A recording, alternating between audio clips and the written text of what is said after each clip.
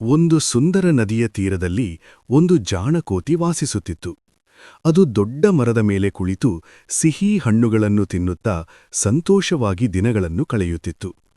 ಒಂದು ದಿನ ನದಿಯಲ್ಲಿ ವಾಸಿಸುತ್ತಿದ್ದ ಮೊಸಳೆ ಅಲ್ಲಿ ಬಂದಿತು. ಕೋತಿ ಸ್ನೇಹದಿಂದ ಅದಕ್ಕೆ ಹಣ್ಣುಗಳನ್ನು ಕೊಟ್ಟಿತು. ಮೊಸಳೆ ಅದನ್ನು ತಿನ್ನಿ ಖುಷಿಪಟ್ಟಿತು. ಹೀಗೆ ದಿನದಿಂದ ದಿನಕ್ಕೆ ಇಬ್ಬರೂ ಒಳ್ಳೆಯ ಸ್ನೇಹಿತರಾದರು. ಒಂದು ದಿನ ಮೊಸಳೆ ತನ್ನ ಹೆಂಡತಿಗೆ ಕೋತಿಯ ಬಗ್ಗೆ ಹೇಳಿತು. ಆದರೆ ಆಕೆ ಲೋಭದಿಂದ ನನಗೆ ಆ ಕೋತಿಯ ಹೃದಯ ಬೇಕು ಎಂದಳು. ಮೊಸಳೆ ಮನಸ್ಸಿನಲ್ಲಿ ದುಃಖದಿಂದಲೂ ಹೆಂಡತಿಯ ಮಾತಿಗೆ ಒಪ್ಪಿಕೊಂಡಿತು. ಅದು ಕೋತಿಯನ್ನು ತನ್ನ ಮನೆಗೆ ಬರಲು ಆಹ್ವಾನಿಸಿತು.